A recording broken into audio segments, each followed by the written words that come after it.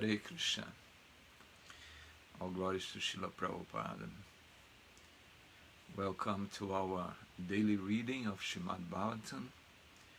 Before starting our reading, let me offer my obeisance to His Divine Grace, A.C. Bhaktivedanta Swami Srila Prabhupada, and my obeisances to all Vaishnavas, to all my listeners. And I beg you, please shower your mercy on me so I can find the right words to describe this beautiful Srimad Bhagavatam. And forgive my broken English.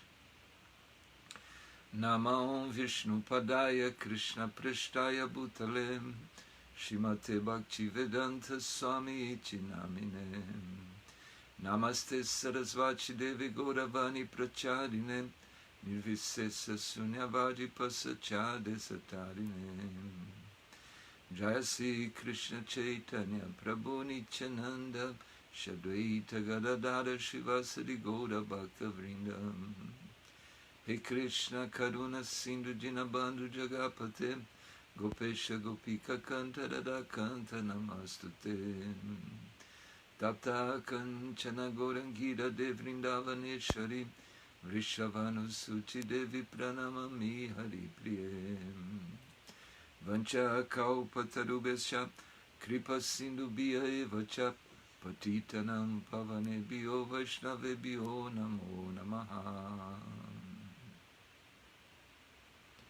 Hare Krishna Krishna Krishna Hare Hare Hare Rama Rama Rama Hare Hare Om Namo Bhagavate Vasudevaya Om Namo Bhagavate Vasudevaya Om Namo Bhagavate Vasudevaya. We're going to read from Srimad Bhagavatam, Canto 3. Canto 3 is the status quo. Chapter 3, Lord Kṛṣṇa pastimes outside Vrindavana.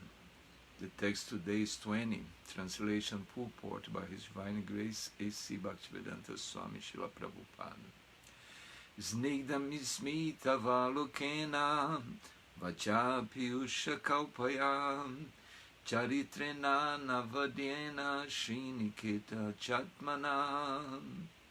Snigdha, gentle, smita-avalokena, by a glance, with a sweet smile, vācā, by words, pīyūṣa-kalpayā, compared to nectar, caritreṇa, by character, anavadyena, without flaw, śrī, fortune, niketena, residence, ca, and ātmanā, by his transcendental body. Translation. He was there in his transcendental body, the residence of the goddess of fortune, with his usual gentle and sweetly smiling face, his nectarian words, and his flawless character. So Uddhava is speaking with Vidura. So Vidura, he wanted to hear from Uddhava. Vidura was traveling in the pilgrimage sites, and he met Uddhava at the banks of the Jamuna. And what a more auspicious place for having Krishna Katha. Krishna Katha discussions about the Lord. Krishna Katha is the remedy for all our suffering, is the remedy for our material life. Unless one is devoted to hear Krishna Katha, to hear the activities of the Lord, one cannot make any progress in one's spiritual life. So Krishna Katha is essential. For this reason, this Śrīmad Bhagavatam is full of Krishna Katha, from the beginning to the end. From the beginning to the end. We start Śrīmad Bhagavatam with the questions by the sages of Naimisharanya, Sutta Goswami speaking Śrīmad Bhagavatam, Shukadeva Goswami speaking Śrīmad Bhagavatam, now Uddhava speaking Śrīmad Bhagavatam. So Uddhava describing the glories of the Lord. In the previous chapter he was describing the glories of Lord Kṛṣṇa in Vrindavana Dhama.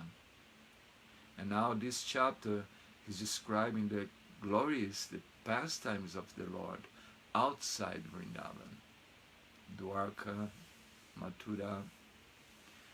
And we are reading Śrīmad Bhagavatam, we are benefited.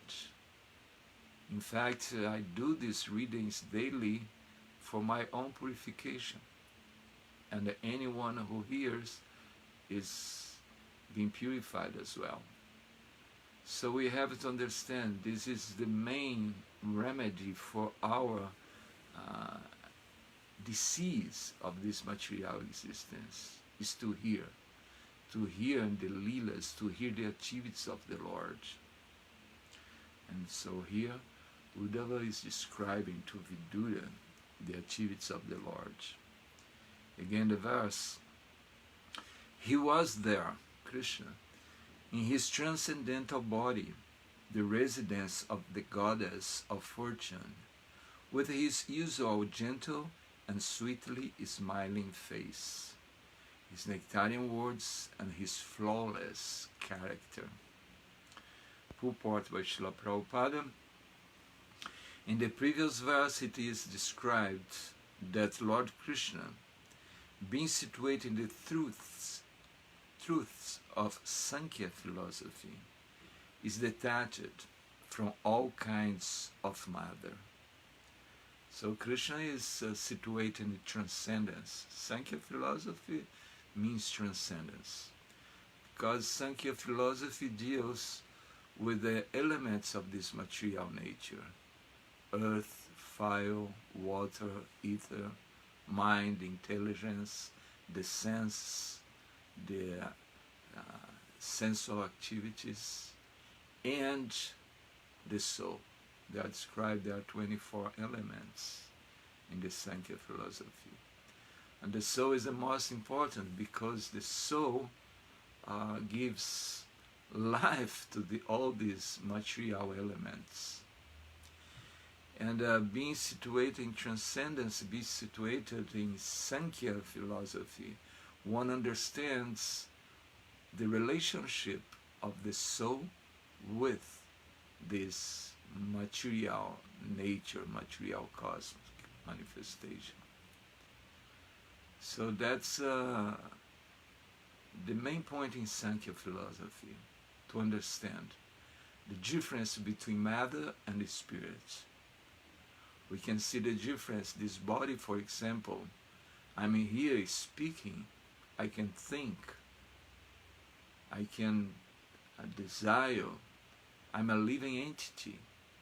But as soon as me, the soul, leaves this body, we die, I die.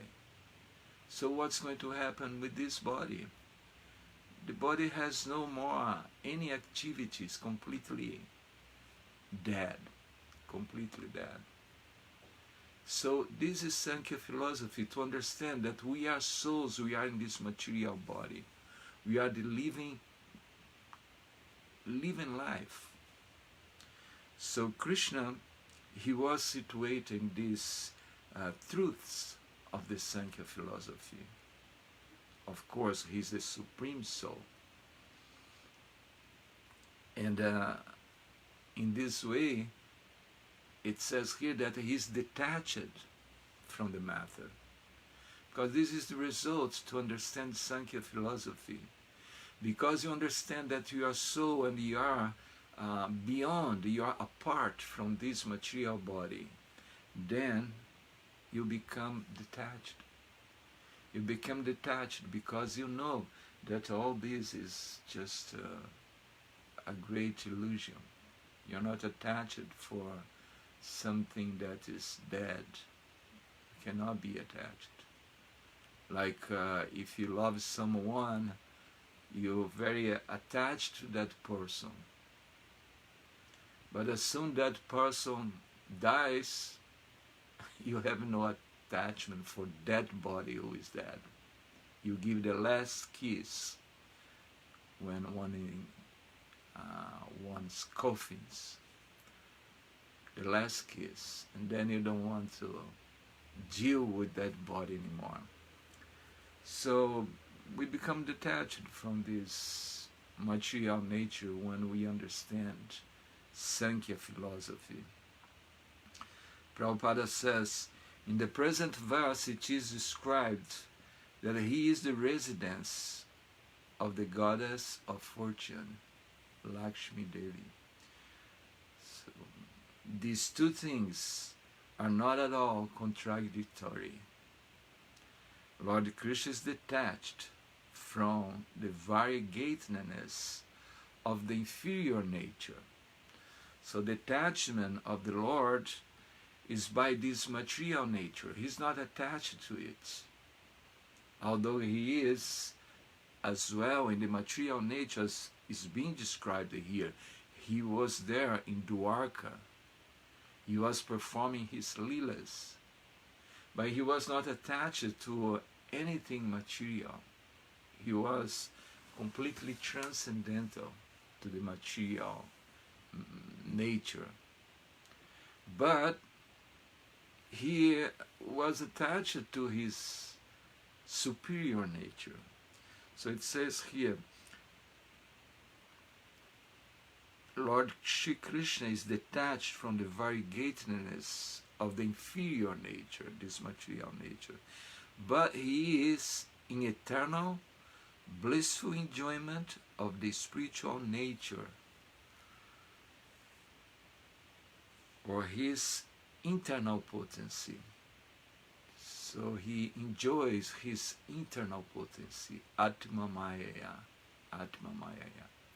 That's the enjoyment of the Lord. The Lord is, it says that he is Satchid Ananda, Ishvara Parama Krishna. Ishvara is the supreme controller, and he is, his constitution, Vigraha, Satchid Ananda. He's Sat, eternal, Chid, full of knowledge, and Ananda, full of bliss.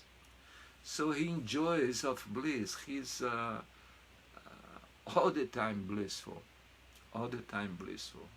And this is his internal potency. There is Para Shakti and Apara Shakti. One who has, Prabhupada says, one who has a poor fund of knowledge cannot understand this distinction between the external and internal potencies. So only a person in knowledge can understand what's para prakriti and apara prakriti,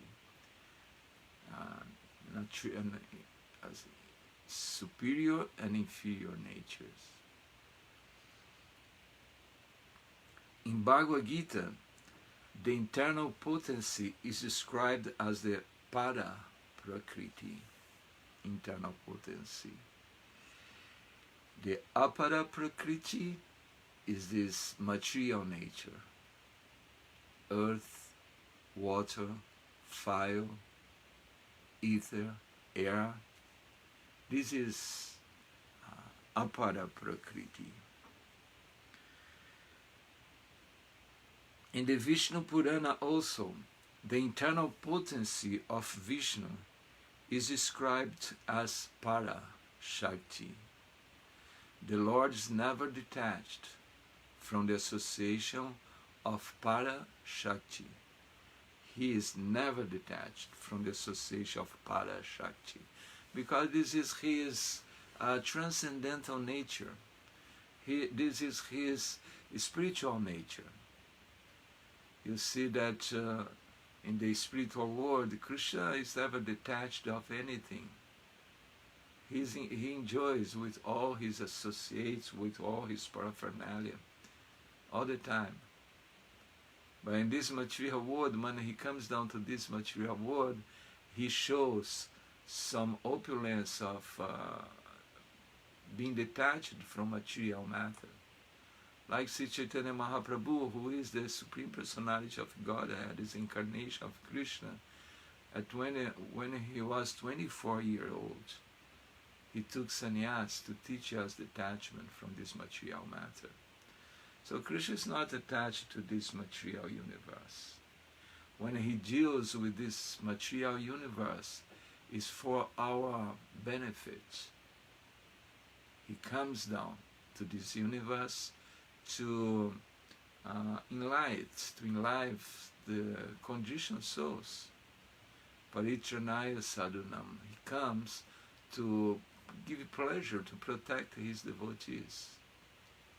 So he comes down to this material world to give his mercy, to liberate us from the clutches of Maya. So he is never detached from the association of Parashakti. This Parashakti and her manifestations are described in the Brahma-saṁhitā 5:37 as ānanda-cinmaya-rasa-pratibhāvitābhiḥ. Ānanda-cinmaya-rasa-pratibhāvitābhiḥ. The Lord is eternally joyful and cognizant in the taste derived from such transcendental bliss. Negation of the variegatedness of the inferior energy does not necessitate negation of the positive transcendental bliss of the spiritual world. There are some jnanis, some spiritual practitioners that they negate this material existence. Like the Buddhists, for example. The Buddhists, they negate this material existence. Everything is bad in this material world. But it says here, negation of the variegatedness of the inferior energy does not necessitate negation of the positive transcendental bliss of the spiritual world. Because we can observe that this material world is temporary and is full of miseries, then we may think that the spiritual world is the same thing. But no. To negate this variegatedness of this inferior energy, apara, prakriti, doesn't mean that you negate the variegatedness of the spiritual world. No. So the Mayavadis, they do not want a spiritual world. They just want to merge into the Brahma Jyoti, into the transcendental energy of the Lord. That they do not care about going back home, back to Godhead, going to the kingdom of God. Because they may think that, well, if all this is misery, the spiritual world is miserable as well. No, we cannot negate that the spiritual world, the variegatedness of the spiritual world is real. This material world is false, it's temporary. But the spiritual world is eternal. And the activities here are full of miseries. But the activities in the spiritual world is full of bliss, cognizant, full of bliss. So in this way we cannot negate, deny the bliss of the spiritual world. Like the Buddhists, they say, like the philosophers, like if you have a tooth pain this tooth is giving you trouble, just pluck it out. Pluck it out. No, the best thing is to care of the tooth. So the same way. So we see that all this material nature is so miserable. We just want to negate it. We want to reject it. We want to deny it. But in the spiritual practice, we understand that actually we have to cure ourselves because there is a superior nature, para prakriti. And we have to be situated in that spiritual nature. Therefore, the Lord's gentleness, His smile, His character, and everything related to Him are all transcendental. Everything in Krishna is transcendental. His gentleness. Krishna, you don't see Krishna anger. Of course, there are some leelas where he manifests his anger, but mainly through his incarnations like Nrsimhadev. Nrsimhadev is the incarnation of the Lord, half man, half lion. And he came to destroy Vinashayatra Duskritam. He came to destroy Hiranyakashipu, who was mean towards his own child, his own son. Prahlāda Maharaj was so devoted to God, he could not see anything separate from the Lord. He was in such love with God that his father was completely enraged. And the Hiranyakashipu wanted to kill his own son, Prahlāda Maharaj. And then, when he was about to kill his own son, Prahlāda Maharaj, because Hiranyakashipu asked his son, what's this power that you always see, or you always tell me that's superior to me?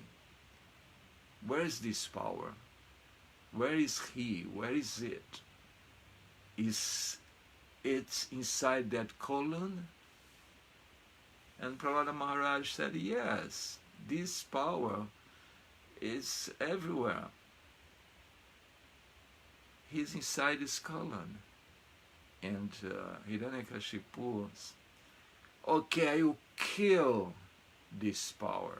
And he, with his weapon, sword, tried to destroy the colon. And what happened?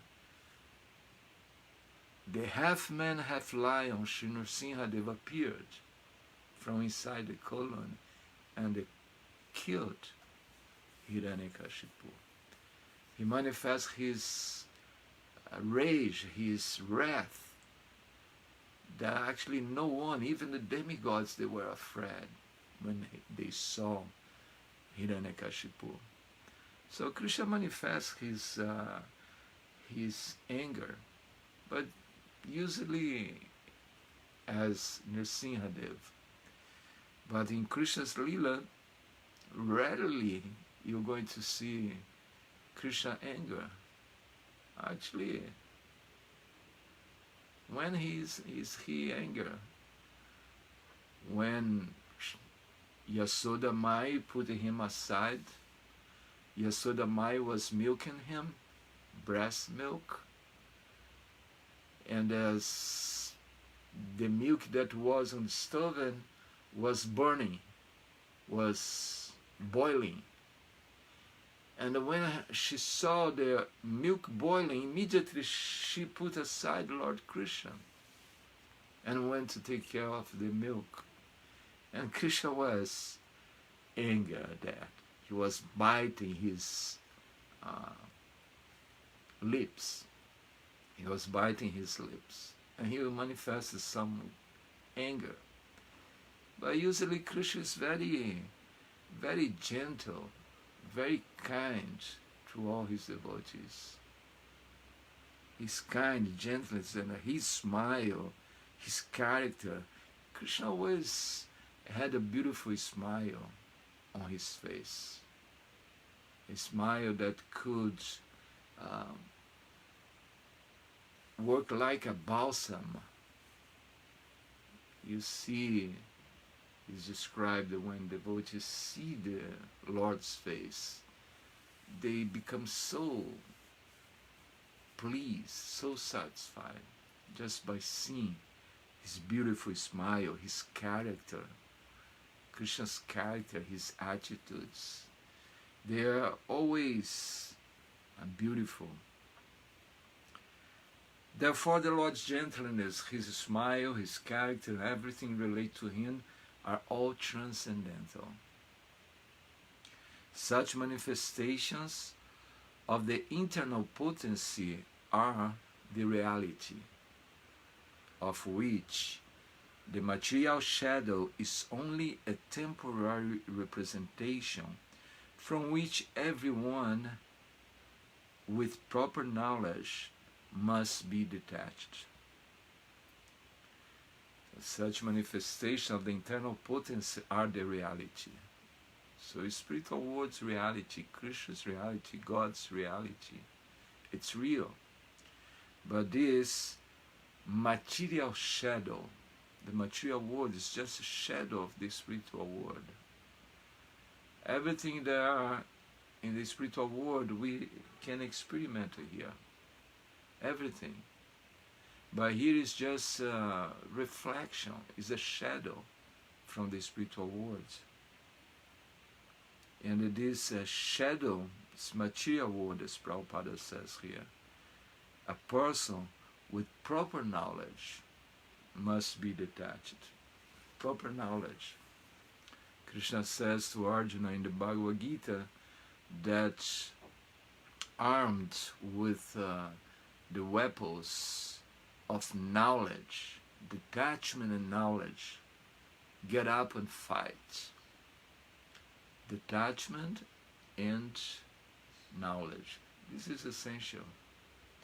For this reason Srimad Bhagavatam describes that by performing devotional service to the Lord, one is free from all detachment. He develops knowledge and the detachment from this world. This is the natural result of performing bhakti yoga, devotion to God. The natural result is that one develops knowledge, who I am. I'm a spirit soul. Sambandha Videya Prayojana. I'm a spirit soul. There is a God and there is a relationship with God. It's not that there is a God over there and oh, that's nice. There is a God. No. There is a God over there, but we have to relate ourselves with Him. We have to practice devotional service. We have to mold our lives in a certain way that everything that we do for the pleasure of the Lord.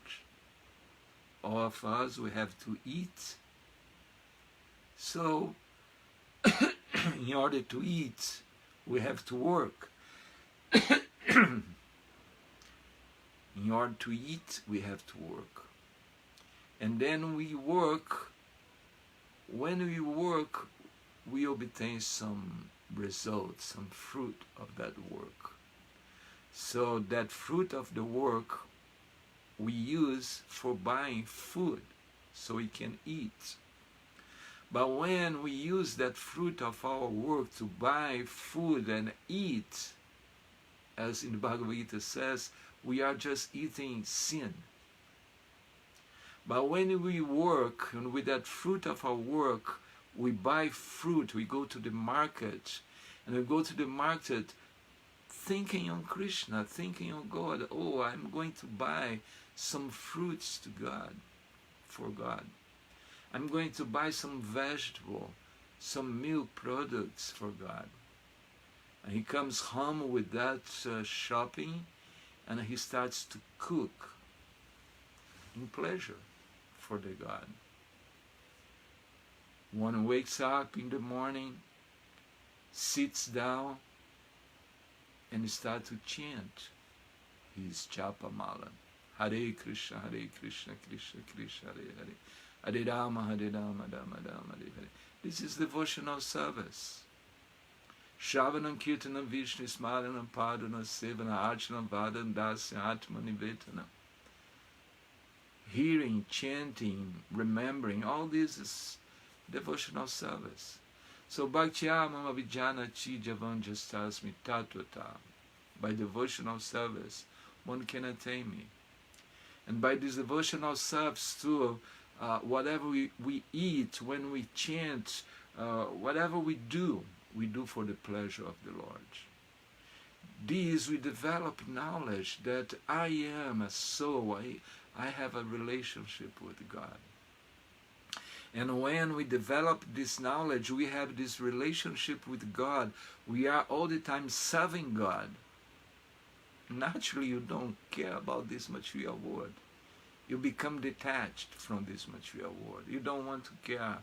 You don't care about this material world. So this is bhakti, devotional service to the Lord. So I'm going to read the verse again, and then we're going to stop here.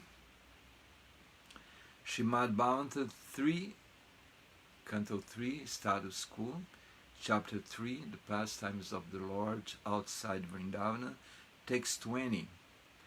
Snigdha-smitāvalokena, vācā pīyūṣa-kalpayā, caritreṇānavadyena, śrī-niketena, cātmanā. He was there in his transcendental body, the residence of the goddess of fortune, with his usual gentle and sweetly smiling face, his nectarian words, and his flawless character. Hare Krishna. Thank you so much for hearing this Krishna Katha, this Srimad Bhagavatam. And let's finish here. All glories to Srila Prabhupada. Thank you. If you have any question, please write down at the comment box. Somebody showed up here. Harion Dasa Fernando Miguel from Portugal. Como estás, Portugal? Como vai, meu amigo de Portugal?